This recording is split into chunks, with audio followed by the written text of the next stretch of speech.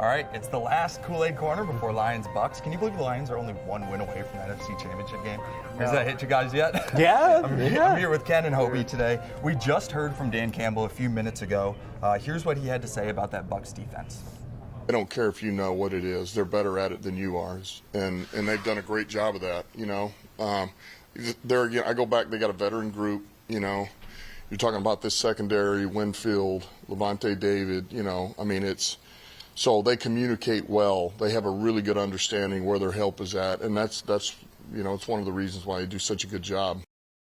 Hobie, the Bucs love to blitz. They blitz more than any team in the NFL, and they aren't even going to try to hide the blitzing. Yeah, they're top right? three. And they went after Jalen Hurts last week, and that was just an absolute onslaught by their defense. But so many people want to talk about how this is a different Bucs team. They've won 6 of their last 7 games. But this Lions team is much different than the one that played in Week 6, especially defensively. Brian Branch is back. Top 2 running backs are healthy too. Yeah. I think that is that Bucs blitz against a healthy Lions offensive line. Is that maybe the biggest matchup in the game that nobody's talking about? I think it's Frank Ragnow and Vita Vea. Yeah. I think that could be the game within the game that you want to watch, because so often we look at wide receiver matchup versus cornerback, or so-and-so versus a safety, or linebacker versus a tight end, and I think that might be the one to watch for a lot of people. Kind of felt like what people were saying about Aaron Donald last week, right? A big inside edge rusher. That was 2 great defensive tackles. With Joe Turner too, Yeah, but they took care of business. I mean, they pretty much took him out of the game for the most part. And, the blitz looked really good for the Bucs last week, but they were playing a team that was basically sleepwalking. A team that quit. A team that basically gave up and left their quarterback for dead. So I'm not going to base too much on that. They stopped the tush push, so let's just say that right there. Yeah. You knew the Eagles. You knew that was right there. Yeah, right. Yeah. So the Lions have a quarterback who's very, very good when he's not under pressure, right? But you have a blitzing team coming into the Bucs. So Jared Goff needs to take care of the ball, but the Lions' offensive line is also a big factor in limiting that blitz. Yeah. So do you expect more from Jared Goff this week than they asked him to do last week?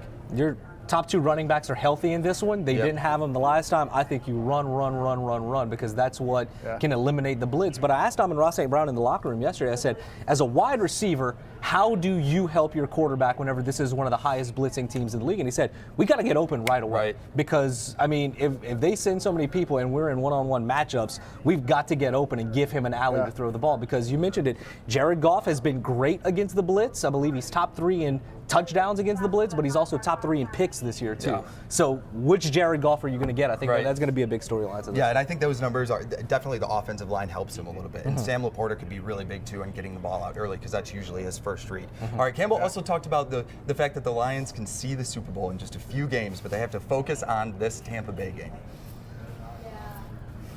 No, we only have 3 left here, and then you get a bye, Get a bye after 2, and then you get the 3rd one. So there's only 3 left here, but it all starts with 1. And that's really the process all year. No matter where you're at, if you lost 1, you won 5 in a row, now you're in the playoffs, man, it's all about the one in front of you. You have to stay focused on that. So everything we've got, full focus on this game, do your job one more time.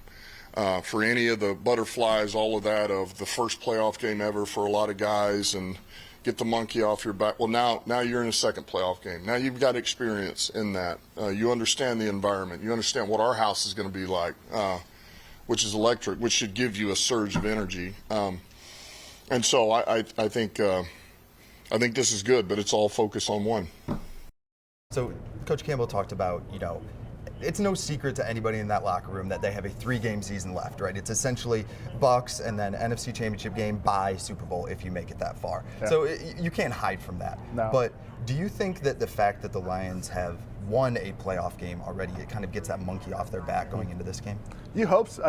You hope it does in a good way, right? Because having the monkey on your back for the right team and the right coach is motivation. Right. So now that they have that off their back, you hope that they still have that motivation to keep going. And of course they definitely are, but there's got to be something. It's just human nature. Like, they've overcome a huge obstacle. Right. And now, this game feels like they're big favorites all of a sudden, and it just feels very different. It feels very different. So. But a lot of the players haven't shied away from that either. Amon-Ra St. Brown said yesterday, he goes, that was an emotional win that we had, and we had to quickly turn the page, but in this league, that's what you have to do. And I asked Penei Sewell yesterday, I was like, do you feel like in some ways you are living history? Like, this team is doing something that it hasn't done in 30 years. Yeah. And he said, In a way, yeah, but he said we have to look at the next game because he said we want to make even more history. Yeah. This is like one win is great, but there's so much more that we would like to accomplish. So you don't sense that since now this game, there's no Stafford storyline for this upcoming game. There's no breaking the 30-year streak storyline, but you don't think that that's going to lead to a letdown in any way? I don't think so. Yeah. I don't think so because if you can get over the distractions that last week were, on top of Stafford, Goff playing his old team, oh, by the way, you're trying to win your first playoff game in 30 years. If you can get over that, I think that you can refocus and reset for this. Campbell talked about how electric the crowd was last game and how he expects it to be again. Ken, you were there. You're going to be there again, so maybe you're the good luck charm. But do you expect any drop-off at all in how the crowd is? I mean, I think there's going to be less of an emotional edge. I mean, the Stafford level of emotion in that place was a totally different ballgame. So I expect this to be a little bit maybe less tense in there. There's not going to be as much like booing and that sort of thing. But it's going to be just as loud. I mean, it's going to be just as loud because everyone's going to be trying to break that decibel record again. Because what was it? It was 133.6 at the beginning of the game. Right. Yeah. And I think that we talk about the players being emotional, but I think for the fans too, it was just that visceral release of we have got to get this done. Yeah. And I think that I agree with you that it's going to be loud. I don't know if it's going to be 133.6 again, but still, I think people will be excited too. It's top 5 ever, so you can't do that every game, right? Yeah. All right, we've talked all week about how the Lions beat the Bucs in Week 6, but these are two completely different teams. Today, Coach Campbell specifically pointed to Brian Branch and Gardner Johnson as two big reasons. It helps significantly. He's done a great job. Now, I'll say this, getting Ducey back brings a lot of flexibility back to what we're able to do, whereas we didn't have that luxury earlier. So when we did lose Branch, it does handcuff you a little bit. And so just look, one of the best things AG did, and us talking about it, was let's just put him at nickel, leave him there, and let him grow from there. No different than what we did with Ducey at New Orleans. And he's really just taken off. So Gardner Johnson and Brian Branch have given the defense so much more flexibility since the last time these two teams met. So what does that mean when you're facing a quarterback like Baker Mayfield who's willing to take risks? Who's great? What was that? Who's great? Who's great? No. Baker Mayfield, who's great. That was the end of this. Oh, sorry. All right, the show's going to go off the rails here a little bit. Let's just bring in. Hold on. President Baker Mayfield. Gentlemen, thank you for having me on the show today. I appreciate being here in Detroit. I don't know how you got through security around here, honestly. This is definitely not our production Well, Aiden manager. Hutchinson's on security, so it was easy. Baker, so you kind of scoffed when we said that Gardner Johnson and you got a little beef going on this week, man. Somehow thinking those guys are playing this week is going to help you stop Mike Evans. I'm not sure, but sure. We've talked about Baker, about you a lot on the show this week. And yeah, probably should. You haven't gotten very much respect from a couple of our members. That's not surprising to me. Why should the Lions be worried about what Baker Mayfield can do this week? Well, is it more worried about Baker Mayfield or more worried about what the Lions secondary has allowed? Because when I'm watching that tape and I'm seeing Puka for 180 and I'm seeing CeeDee Lamb, I'm thinking Mike Evans is a big week this week. You know what I saw? You know what I saw in that second half? A lot of yards given up, but only 6 points too. Right. Yeah, so whenever the Lions defense got backed up into the red zone, to settle for a bunch of field goals? Yeah, actually, and he's amazing, first of all, and second of all, we're going to bet the over on 1.5 field goals later, so we'll talk about that. So you're going to stall in the red zone. Yeah. Before we go completely off the rails here, we want to get to a couple of injury updates. Yesterday, we ended at 1:30, and at 1:32, the Lions activated James Houston from the IR.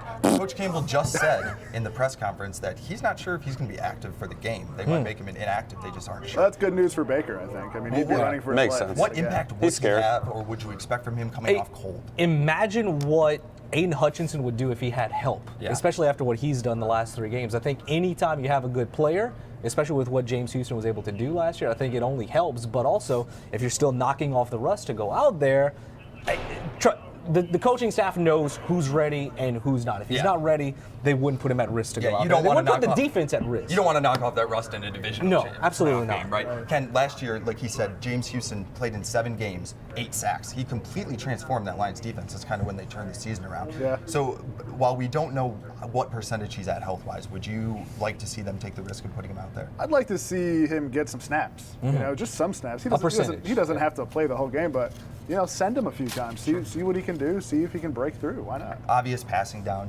Baker's absolutely against this. Not worried about the Lions pass rush? No, I would, James Houston, when he's been in there for the Lions, has been good enough that I hope he doesn't play. actually, yeah, because I do also think that would help Aiden Hutchinson get a couple sacks, and I'm not for that. All right, maybe you're thinking that's not really Baker Mayfield, but you know what? We have proof. Is We've it? set up some proof here. Is it? Is it? Football is a violent, competitive game. Yeah. That's the way it was always meant to be played. You're supposed to play it with an edge. You're actually trying to impose your will on the other person to win. There's things that come with it. This is Baker. No, my mistakes are not things that need to be a franchise quarterback, but within football, there's a lot of trash talk.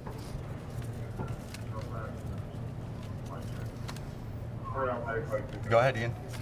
Football is a violent, competitive game. That's the way it's always meant to be played.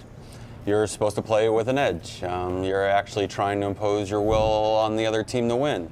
There's things that come with it. And no, my mistakes are not things that a franchise quarterback should be doing. But within football, there's a lot of trash talk. There you have it. Clearly, Baker Mayfield here with us. Clearly. The Bucs got into town a couple days early, I guess, and here we are. Baker, did you hear C.J. Gardner-Johnson's quote about you a few days ago? He said your wide receiver group would be a pretty good group if they could get a good quarterback. That is actually true. They would be good if they got a good quarterback. Too bad they have a great quarterback and they're a great wide receiving core. Okay, so tell us a little bit. You've been following Baker for a long time. I have, Now, yeah. Since before he was coming to Since Detroit. before he was Okay, playing so Detroit, yeah. Tell us, he's coming in hot. Yeah. He's been playing really well. Tell us what the concern is when you're facing Baker Mayfield. The concern is that you can plan for what their offense is going to do, but he could just go rogue at any moment and just be that gunslinger guy. You saw the pass to Chris Godwin last week. There's no reason that should have been a touchdown. He threw the ball up. Chris Godwin didn't know it was coming. He didn't know where it was going to be, and they still scored a touchdown. So it's plays like that that make Baker wake up feeling dangerous. Yeah, he is great. He looked great last week, feeling dangerous. He looked great last week, and he had 6 drops. Right, absolutely, yeah. So he was on A lot point. of them in the first half, too. Yeah, And that's been kind of their thing all season, right? They have these great games. They score 30 points, and then they score 9 points against Carolina, and you're wondering, which Tampa Bay team am I going to face? And it's because of, him running around, slinging it. You don't know what you're going to get. Is Mike Evans going to make a huge play? Is he going to make, or is he going to drop it? You don't know what you're going to get with this Tampa Bay team. So you can plan for them, and you can plan for these big plays, but they're going to be the ones who shoot themselves in the foot, really. Right. You mentioned earlier CeeDee Lamb, Justin Jefferson, Puka Nacua, what they've done to the Lions the last few weeks. Do you think that Evans and Godwin is a more dangerous duo than what they saw last week? Just as dangerous. Yeah. Cooper Kupp was quiet for the most part in Right. the first half of that game, and he slowly got it. But I'll tell you right now, I thought that Puka Nacua was just a beneficiary of having somebody great to work alongside. Absolutely. I couldn't have been further wrong, clearly. to be Right. completely honest. I Right. mean, the guy made plays downfield. He caught short passes, powered his way through for first downs. I think that he is going to be a force to be reckoned with. But from an experience standpoint, you have a guy in Mike Evans, who's seen a lot of football, who is a big body who can go up and get it, and also Chris Godwin, who's played through a lot of injuries throughout his career, but has been a great wide receiver. Yeah, and from an experience level, this might be the most dangerous tandem that they faced. Yeah, and the Lions have struggled against tight ends at times this year, and Cade Otton was a huge part of the game plan against the Eagles. Now, Ken and I have kind of poo-pooed the Eagles game because the Eagles quit, but Cade Otton had 11 targets, 8 catches last week. I mean, he's going to be a dangerous piece too, right? Yeah, and if you listen to Baker's full press conferences, and sometimes you just hear the sound bites because he's got great ones, but if you listen to what he said in that same press conference where he talked about CJ, he talked about how they're taking what they're given. So when these guys are doubling Godwin and doubling Evans, that Otton's the guy who's been getting the beneficiary of being open. And you'll see that kind of same thing, I think, this week. If the Lions focus on Evans and Godwin, then you'll see the other alternative guys making plays. And you mentioned something earlier about Baker being able to maneuver the pocket. The Lions defense historically has not had great success against running quarterbacks. I'm not calling Baker Mayfield a scrambler by any means, but the ability to extend the play out of the pocket. Extending the play, that's the key. That's something that concerns me about this defense because they've done great against quarterbacks who sit back there and they have to get them off of their spot. What are you going to do against a guy who could extend plays left or right? Not necessarily going to run for 50 yards, but can No, extend but plays, right? That is exactly when you need to take advantage of Baker Mayfield, though, because that's when he makes those mistakes, but it's also when he makes the amazing play. Right. So, like, which one are you getting? If he throws up that ball that you're like, no, Yeah. they need to take advantage of that. Or, because the next play might be the perfect throw that you don't, you're like, what? How did he do that? Because that's Baker Mayfield right there. For sure. Baker's always been a guy who loves to play with a chip on his shoulder. Loves it. CJ So, Gardner got yeah. the goal, right? That doesn't help, right? It doesn't help, but I also don't think that he's going to be more up than he would have been anyways. You saw him last week, sniffing the salts, coming out of the tunnel ready to hit somebody. And then the end of the Yeah. we need to see it. There we go. Perfect. First down. So, you get Baker. I don't think that elevated him any more than he already was. And especially because, he kind of dismissed the quote as being somebody who wasn't paying attention, which, it is what it is. It is what it is. So, but I do think that he's already going to be as fired up as possible. I think the underdog, playing on the road, I think all those things benefit his personality.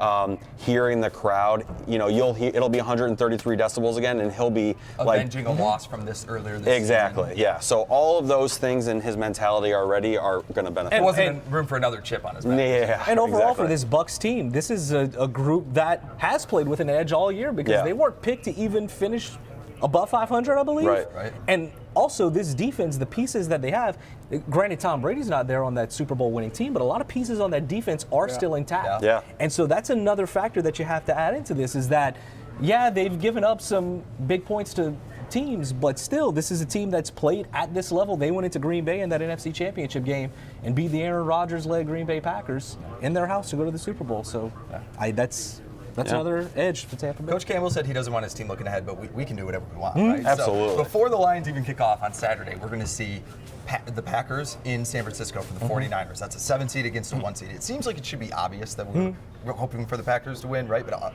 is it that clear? Well, you would think yes, because that gives us another home game, right? But if this Packers team does beat this 49ers team, that can't feel good that you have to play that Packers team next week. Now, again, it will be at home, but we've played the Packers at home in front of a raucous crowd. And on Thanksgiving. On Thanksgiving, How'd a that big go? game, and they didn't win. So you be careful what you ask for. I think at this point, though, if you're in the NFC Championship game, that team's going to be good. really good. Right. So it doesn't really matter who it is. It shouldn't be easy at that point. You're not going to luck out and stumble into a terrible team in the NFC Right. Championship game, So Yeah, Cowboys are already out, so that's not yeah, going to they're happen. already done. Yeah, so I think either one of those scenarios is going to be a challenge, but I think 9 times out of 10 you're taking that home game. Absolutely. You're taking Agreed. Agreed. Because 10 out of you 10. want to go on the road to play that 49ers Absolutely team? not. No. With how they really reloaded on defense and Brock No. Purdy is Yeah. playing out of his mind right now? I think No, you if definitely want the if the Packers. 49ers are going to be vulnerable, I think it's tomorrow because the Packers are getting them basically off of 2 bye weeks because a lot of their key players did Agreed. not Yeah. play in If the you don't final play game Week of the season. 18 and you didn't play in the bye week, that's a long time Packers are off. still probably on that high of going into Dallas being the first team to beat the Cowboys Right. at home this year. So, okay. So you've got that game, and then we've also got 2 games going on in the AFC. Does it feel too early to look ahead, or have you already started rooting for AFC games and how they could? No, sort of benefit the Lions? Worry about your side of the bracket and go Right, from take there. care of business We're going to ask first. you to pretend then. So we've got 2 AFC games, right? We've got the Chiefs-Bills, and then we've got the Texans-Ravens. So if you assume that the Lions are going to win this weekend, and it's going to come down to there's only 4 teams left in the NFL, which teams are you hoping win this weekend in the AFC? Texans. Oh, we got a Texans. I'm a Bills fan too. Texans. So. Texans, because you look at Agreed. what the Ravens did to the Lions earlier this season. Right. That's probably the one game where it just was not even close. Jared Right. Goff couldn't throw the ball beyond 10 yards in that game. And a Lamar lot of Jackson teams have was looked just like that throwing against the darts. Ravens this year. And exactly, yeah. And granted, it'd be at a neutral site, but still, that Anybody Ravens but defense Baltimore. is the most Anybody but dangerous. Baltimore, for sure. Everybody but Baltimore, and Yeah. I think the Chiefs are a team very vulnerable. In a lot of Absolutely. I don't ways. think they can beat the They Bills this really lucked weekend. out getting I think they go into Buffalo and win. You do? Wow. I don't think Because so. What it's- have they shown you? And I've said that all season with that team because I was like, we're not having the conversation that Patrick Mahomes is not Patrick Mahomes anymore. But it's also Patrick Mahomes in the playoffs. And Buffalo, whenever they played Cincinnati last year in the playoffs, everybody thought that Cincinnati was going to go in there. and Buffalo get is beat. this year Cincinnati. Okay. I really think the Bills are a Yeah, dangerous team right now, and the Chiefs lucked out getting a team from Miami in minus 30-degree weather. Absolutely. So, all right, well, thank you, We'll see. Baker, for joining us. Yeah. And for, I'll be here all week. Yeah. And Well, after no, you'll be back after on I after lose, Sunday. I'll probably be here again. We're going to take a quick break, and then we'll be back and tell you what it's like to cover the Lions game.